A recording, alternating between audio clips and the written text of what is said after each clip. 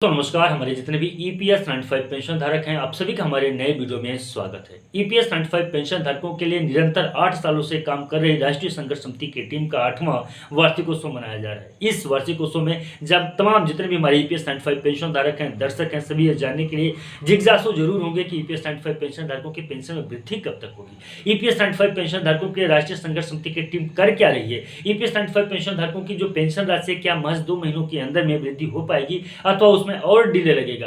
राष्ट्रीय संघर्ष समिति ने पिछले 8 सालों में क्या किया है, ईपीएस 95 पेंशन धारकों के पेंशन में वृद्धि कब तक होगी, इस प्रकार के बहुत सारे प्रश्न आप लोगों के मन के अंदर में चल रहे होंगे। सभी के उत्तर आज की इस वीडियो में मिलेगा। शुरू से लेकर लास्ट तक वीडियो को जरूर देखिएगा। और हाँ, चैनल पे नए हैं, पहली बार आए हैं, चैनल को सब्सक्राइब नहीं किया है तो सब्सक्राइब जरूर कर ले, क्योंकि विश्वसनीय भरोसेमंद खबर आपको इसी चैनल पे दिखाई जाती है, मिलती है। आइए बात करते हैं राष्ट्रीय संघर्ष समिति के टीम के द्वारा इस समय जो तो ईपीएस 95 पेंशन धारकों के लिए क्या किया जा रहा है। सबसे पहले मैं आपको बता दूं कि राष्ट्रीय संघर्ष समिति एनएससी एक प्रमुख संगठन है जो ईपीएस 95 पेंशनर्स की पेंशन वृद्धि या उनके हक के लिए काम कर रही है। इसका नेतृत्व माननीय कमांडर अशोक रावत जी कर रहे हैं और महाराष्ट्र से इस संघर्ष की शुरुआत उन्होंने की थी। संघर्ष की शुरुआत महाराष्ट्र से हुई थी, लेकिन इसका विस्तार अब पूरे भारत में हो चुका है। नीचे पिछले 8 वर्षों से समिति के प्रमुख संघर्ष के बारे में आगे चल के मैं इस वीडियो में बात करूंगा। फिलहाल मैं आपको बता दूं कि माननीय कमांडर अशोक रावत जी अभी भी लगातार निरंतर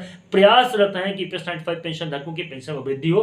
और जो ये इनका जो तो पिछले 8 सालों के लिए जो सेलिब्रेशन करने वाले हैं वो 6 तारीख से लेकर 12 तारीख यानी कि 1 सप्ताह 6 दिनों का उन्होंने रखा है। इस 6 दिनों में पेड़ पौधे भी लगाना है, रचनात्मक, कलात्मक, संघर्षात्मक तरीके से जो तो ईपीएस 95 पेंशन धारकों के पेंशन वृद्धि से संबंधित मुद्दे पे जो तो चर्चा भी करेंगे।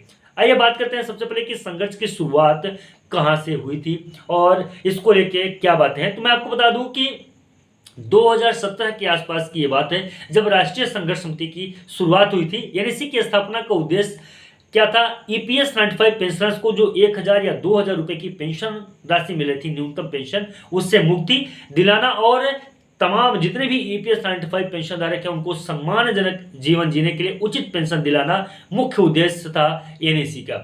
आगे माननीय कमांडर अशोक राव जी ने पूरे देश में पेंशनर्स को एकजुट करने का काम शुरू किया और एकजुट किया भी बहुत हद तक कर दिए हैं। यह लड़ाई पूरी तरीके से शांतिपूर्ण और लोकतांत्रिक ढंग से शुरू हुई। ज्ञापन देना सभी को पता है, धरना, रैली, खून से लिखे हस्ताक्षर माननीय प्रधानमंत्री जी तक पहुंचाना, ये सारी चीजें जो तो इसमें समाहित है। आगे की मैं आपको बता दूं कि आगे 2018 से लेकर 2019 के बीच में राष्ट्रीय संघर्ष समिति की मुख्य काम क्या थे, क्या उन्होंने किया। तो इस समय जो तो दूसरे नंबर के टॉपिक की अगर हम लोग चर्चा करें तो सांसद तक पहुंच बनाए एनएससी ने, या यूं कहें कि माननीय कमांडर अशोक रावत जी ने 2018-2019 में लगातार ईपीएस 95 पेंशन धारकों के पेंशन वृद्धि को लेकर एनएससी के टीम ने माननीय प्रधानमंत्री जी, माननीय श्रम मंत्री, ईपीएफओ और वित्त मंत्रालय में अपनी मांग जो तो वहां तक पहुंचाई। ईपीएस 95 पेंशन धारकों के मुद्दे को उनके पटल तक रखा। समिति की जो प्रमुख मांगे थी वो था न्यूनतम पेंशन को 7500 रुपए प्लस डीए करना चाहिए, बिना शर्त उच्च पेंशन की राशि मंजूर करनी चाहिए, चिकित्सा सुविधाएं मिलनी चाहिए तमाम जितने भी ईपीएस 95 पेंशन धारक हैं, पेंशन में समानता हो। इस प्रकार के जो उनके प्रमुख जो तो उनकी मांगे थी। एनएससी के प्रतिनिधि मंडल में कई बार सांसदों और मंत्रियों से मुलाकात की। अब देखिए एनएससी के जो प्रतिनिधि मंडल है उसमें मुख्यतः माननीय कमांडर अशोक रावत जी ने माननीय प्रधानमंत्री जी से एक नहीं बल्कि 2 बार इस बीच में जो तो मुलाकात भी की।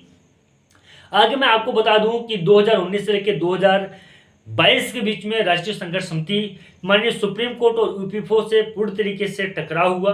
ईपीएस 95 पेंशन धारकों के पेंशन में ताकि वृद्धि हो सके, सुप्रीम कोर्ट के आदेश नवंबर 2022 में आए थे के अनुसार अगर बात करें तो ईपीएस 95 पेंशनर्स को उच्च पेंशन का अधिकार दिया गया। ये भी कहीं न कहीं राष्ट्रीय संघर्ष समिति की ही देन है।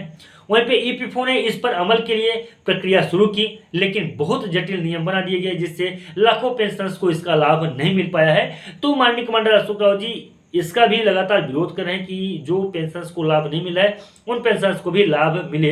ज्यादातर तो न्यूनतम पेंशन को लेके जो तो बातें करते रहते हैं माननीय कमांडर अशोक रावत जी।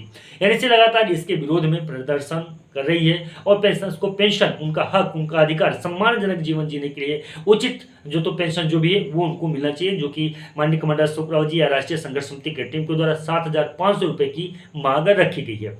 वहीं मैं आपको बता दूं कि 2020 से लेकर 2023 के बीच में राष्ट्रीय संघर्ष समिति की टीम के द्वारा क्या किया गया, तो मैं आपको बता दूं कि राष्ट्रव्यापी आंदोलन किए गए। एनएससी ने भारत के कई राज्यों में धरना प्रदर्शन किया, खासकर महाराष्ट्र, उत्तर प्रदेश, मध्य प्रदेश, पंजाब और गुजरात जैसे बड़े राज्यों में जो तो धरना प्रदर्शन किया उन्होंने। एनएससी ने कई बार दिल्ली के जंतर मंतर पर भी अपना प्रदर्शन किया ताकि ईपीएस 95 पेंशन धारकों के पेंशन वृद्धि को लेकर सरकार का ध्यान पेंशनर्स की तरफ आए और ईपीएस 95 पेंशन धारकों को पेंशन मंजूर हो। एनएससी के मुख्य सदस्य भूख हड़ताल पर भी बैठे कई बार, और यहीं तक नहीं है, और भी आगे है, और भी चीजें हैं, उसके ऊपर भी चर्चा करते हैं कि 2023 और 2024 के बीच में राष्ट्रीय संघर्ष समिति की टीम के द्वारा क्या किया गया। तो मैं आपको बता दूं कि एनएससी की कोशिशों से सरकार को ईपीएस पेंशन पर विचार करने के लिए मजबूर होना पड़ा और सरकार ने ईपीएस 95 पेंशन धारकों की पेंशन वृद्धि पे विचार भी किया।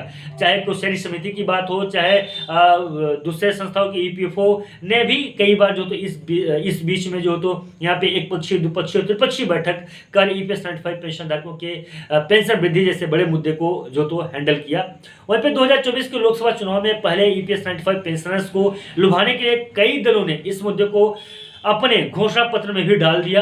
ये भी एक बड़ी उपलब्धि है एनएससी का, जो राष्ट्रीय संघर्ष समिति के टीम के द्वारा बड़े बड़े जब जो तो जितने भी जो तो राष्ट्रीय दल थे उनके साथ में जब बैठे तो कई दलों ने इस मुद्दे को, ईपीएस 95 पेंशन धारकों के मुद्दे को अपने घोषणा पत्र में डाला। एनएससी का जोर रहा कि केंद्र सरकार में बिल लाकर ईपीएस पेंशनर्स में संशोधन कर ईपीएस 95 पेंशन धारकों की पेंशन में वृद्धि करे। आगे बात करें कि एनएससी की प्रमुख उपलब्धियां क्या क्या हैं, तो ईपीएस 95 पेंशनर्स को देशव्यापी मुद्दा बनाना पहली उपलब्धि है। दूसरी की बात करें तो लाखों पेंशनर्स को एक मंच पे लेके आना एक बहुत बड़ी उपलब्धि है, और सुप्रीम कोर्ट से उच्च पेंशन का अधिकार सुनिश्चित करवाना एक बड़ी उपलब्धि है। कई राज्यों की सरकार ने एनएससी के समर्थन में प्रस्ताव भी पास किए हैं, ये भी एक बहुत बड़ी उपलब्धि है। अब सबसे महत्वपूर्ण बात है कि आगे क्या होने वाला है, आगे क्या होगा। एनएससी अभी भी संघर्षरत है जब तक कि ईपीएस 95 पेंशनर्स को 7,500 प्लस डीए की पेंशन न मिले, मेडिकल सुविधा लागू न हो, उच्च पेंशन सभी को जब तक न मिलने लगे, जब तक लागू न हो तब तक के लिए इस प्रकार से है। अब आगे हम लोग बात करते हैं कि क्या ईपीएस 95 पेंशन धारकों की पेंशन वृद्धि को लेकर बातें जो चल रही हैं, क्या महज 2 महीने के अंदर में पेंशन को पेंशन की राशि मुहैया हो पाएगी अथवा नहीं होगी। तो मैं आपको बता दूं कि इस पे कई प्रकार के जो तो बात सामने निकल के आई हैं, कई प्रकार के जो तो माननीय चाहे कमांडर अशोक रावत जी को या दूसरे राष्ट्रीय संघर्ष समिति के जो सदस्यगण हैं उनके द्वारा जो दिए गए इंटरव्यू को अगर ध्यान से देखा जाए, समझा जाए, और कुछ उनके लाइव भाषण भी सामने आए हैं, प्रसारित हुए हैं, जिनको ध्यान में अगर रखें तो उन्होंने भी इस बात को स्पष्ट किया कि ईपीएस 95 पेंशन धारकों के पेंशन वृद्धि को लेकर कई प्रकार के जजमेंट सामने निकल के आए, कई प्रकार की बातें हुई हैं और कई प्रकार के पक्षीय, द्विपक्षीय, त्रिपक्षीय बैठक भी हुई है जहाँ पे ईपीएस 95 पेंशन धारकों के हक की बातें चल रही है। काम जारी है, 1-2 महीने और समय लग सकता है, उसके बाद में पेंशन की पेंशन पे ठोस निर्णय डिसीजन लिया जाएगा। फिलहाल दोस्तों आप मुझे बताएं कि एनएससी की टीम के द्वारा जो भी अभी तक ईपीएस 95 पेंशन धारकों के लिए किया गया उस पर आप कितना सहमत हैं, और क्या आपको भी लगता है कि नहीं एनएससी ने आपके लिए एक अच्छा काम किया है। अगर अच्छा काम किया है तो चैनल को सब्सक्राइब जरूर कर दीजिएगा, वीडियो को लाइक कर दीजिएगा और इस वीडियो को जितने भी ईपीएस 95 पेंशन धारक हैं सभी तक पहुंचाइएगा ताकि सबको पता चले कि राष्ट्रीय संघर्ष समिति की टीम के द्वारा ईपीएस 95 पेंशन धारकों के लिए कितना कुछ किया गया। फिलहाल दोस्तों आज के लिए बस इतना ही। नमस्कार, जय हिंद, जय भारत।